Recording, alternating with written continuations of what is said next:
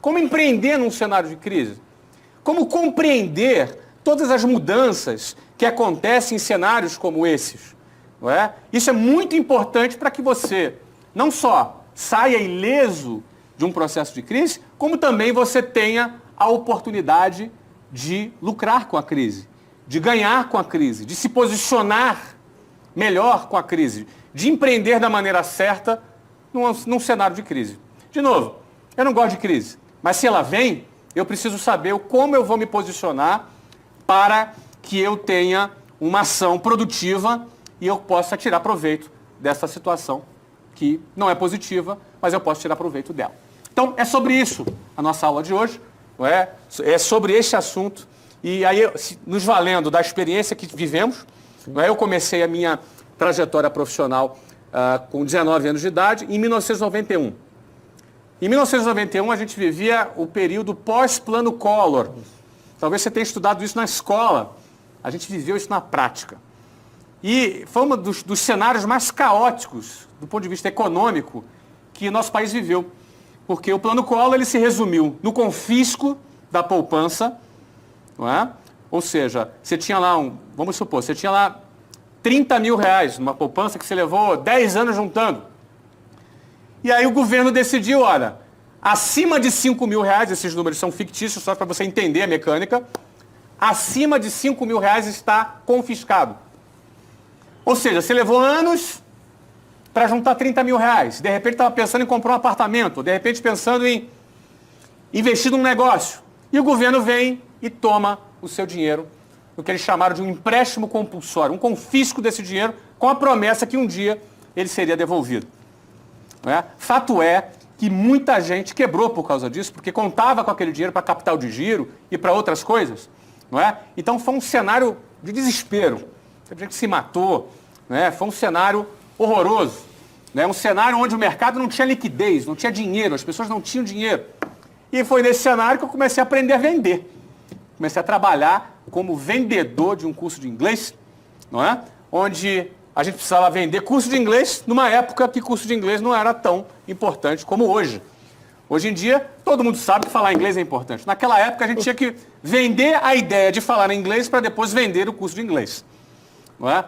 Agora, essa foi a minha escola. Fala um pouco da tua escola, Magaldi. Como eu disse, Flávio, nessa época... O que você fazia em 1991? Não, 90, como eu entrei em 88, 91 eu estava vendendo amendoim. E aí, justamente, essa história, eu vendia amendoim para depósitos atacadistas, para varejistas, que de uma hora para outra o cara ficou com, acho que era 50 reais, era um dinheiro irrisório, né? O que a gente teve que fazer? Vender mais.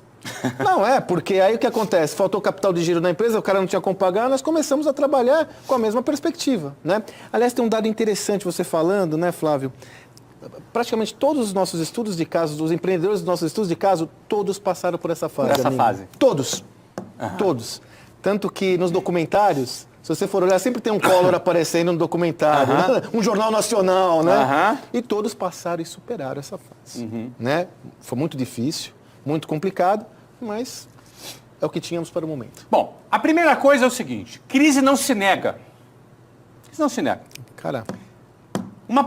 Existe uma postura positivista que busca ignorar a existência da crise. Crise não se nega, ela existe. Crise se atropela. É diferente de negar. Eu, por exemplo, eu passei por vários momentos de crise. O último deles foi em 2008. Sim. A crise de 2008 nos mercados de capitais foi uma crise forte. Muito forte. Não é? E eu lembro que eu falava lá na empresa, olha, gente, vocês estão sabendo da crise aí? Pois é, gente, eu decidi não participar dessa crise. Não quero brincar. Nós não vamos participar dessa crise. Então a gente não participou. Agora, a gente não negava a existência da crise. Então a crise não se nega. Você enxergar um processo de crise não significa que você é negativo, que você é pessimista. Não é? Não significa isso. É importante. Mas por que é importante você realmente identificar que existe a crise? Porque na crise existem muitas oportunidades. Isso é quase que um clichê. Crise é sinônimo de oportunidade. Vocês já ouviram falar nessa frase? É quase que um clichê. Mas eu vou usar esse clichê aqui hoje e vou mais ou menos procurar ilustrar de algumas formas por que crise é oportunidade. Por que realmente crise é oportunidade? Porque em tempos de crise, eu gosto de usar uma metáfora, as cartas são embaralhadas de novo. As cartas que são colocadas na mesa, elas são redistribuídas novamente. Elas são distribuídas novamente. E quando você redistribui as cartas, você tem o quê? Novas o quê? Novas oportunidades. Em tempos de crises, quem estava deitado em berço esplêndido, acomodado, vai cair do cavalo. Em tempo de crise, quem ganhava dinheiro fácil, vai cair do cavalo. Porque são tempos diferentes. Não é? A coisa muda. Funcionários públicos são demitidos. Na Grécia foram mais de 100 mil funcionários públicos demitidos.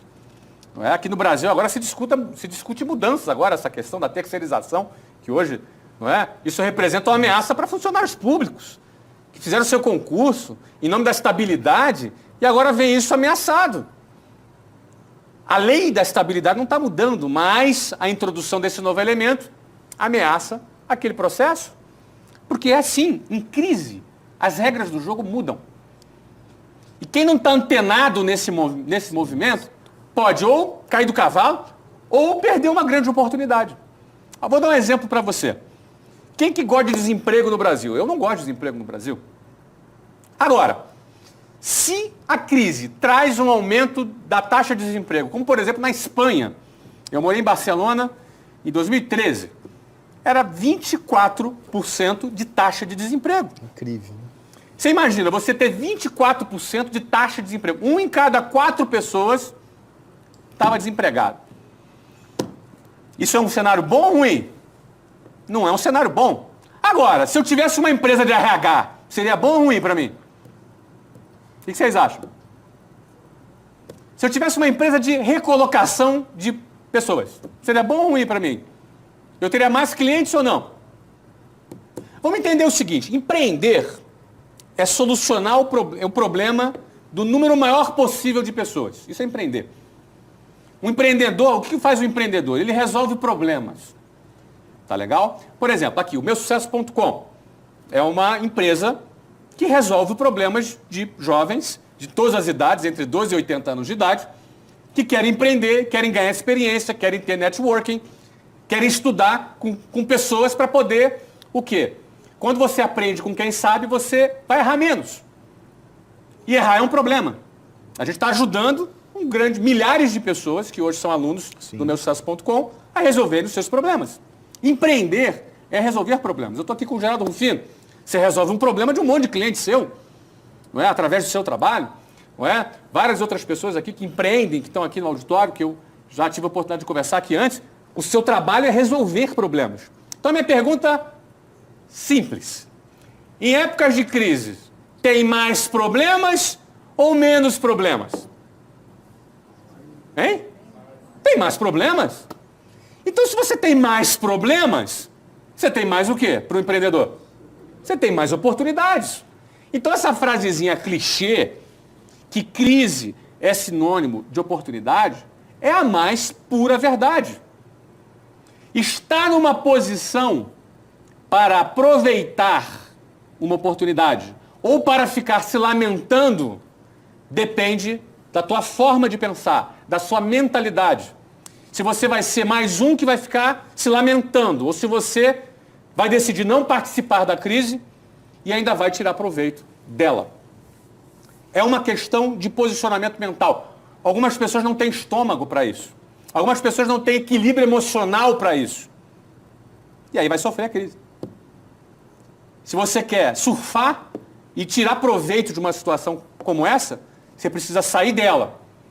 Ter uma mentalidade diferente. E você começar a ver o que você pode tirar proveito dessa situação. Por exemplo, eu falei aqui, desemprego alto. Empresas que trabalham com RH surfam essa onda. Não é verdade? Sim. Você quer ver outro tipo de empresa que, se o desemprego sobe, ela vai tirar proveito daquela situação e ela vai vender mais? Não vai cair as vendas dela, ela vai vender mais. Empresas de educação. Eu trabalhei por 18 anos num projeto que eu fundei, que era da WhatsApp, por 18 anos. Não participamos de nenhuma crise. Ao contrário, a partir do ano de 2008, nós passamos a crescer 50% ao ano. Crescia 30%, 35%. 2008 em diante, a gente passou a crescer 50%. Porque em tempos de crise, as pessoas precisam se qualificar mais para competir pelas vagas nas melhores empresas internacionais. Então, aprender inglês, que era, no caso, o nosso produto naquela época, sempre foi um elemento que a gente procurava utilizar para que a gente vendesse mais. Então, em todas as épocas de crise, a gente vendia mais. Agora, não é que a gente vendia mais porque os clientes iam bater na porta, não. Em época de crise, os clientes batem menos na porta. Mas em época de crise, se você tem mentalidade, você vai ser mais proativo. Você vai criar estratégias proativas. Você vai buscar o teu cliente. Você vai educar o seu cliente. Você vai ensinar o teu cliente a lidar com a crise. Você vai ensinar para ele, cara, para de se lamentar. Quantas vezes, num processo de venda de uma matrícula numa escola de inglês, os meus vendedores, eles tinham que extrapolava a apresentação do produto. Era quase que um evento de geração de valor para ele. Para poder estimular, para poder mostrar, para ampliar a visão dele. Aí quando o cara enxergava, aí ele pensava, caramba, é isso mesmo, pô, eu vou comprar esse curso de inglês aqui. E comprava.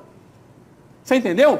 Porque em tempos de crise, você precisa melhorar a sua mentalidade, melhorar a sua forma de pensar. Eu vou falar isso um pouco mais adiante. Eu estou falando agora que crise é sinônimo de oportunidade.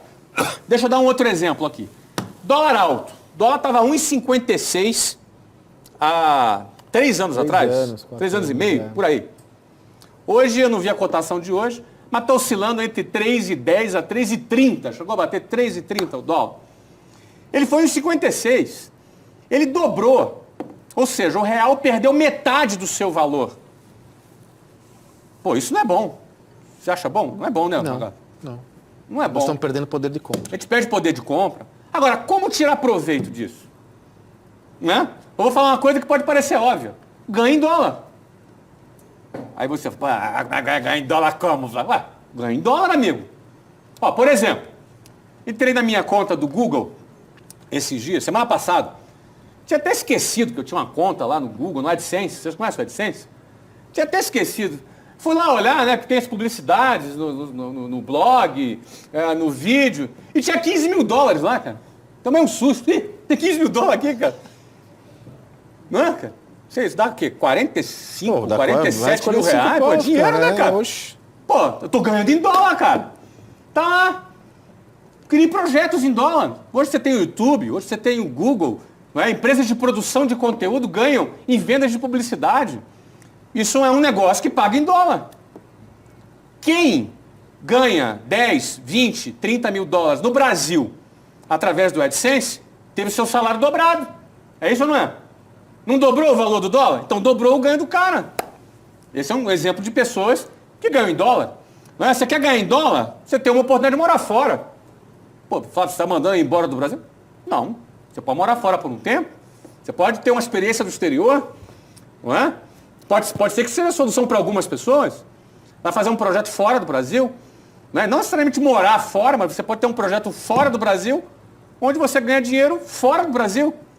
Pô, mas Flávio, mas o cara estuda. Tem um monte de gente que faz isso. Você não sabe como? Pesquisa, amigo. Pesquisa, cara. Não fica se lamentando. Como você pode tirar proveito se o dólar dobrou?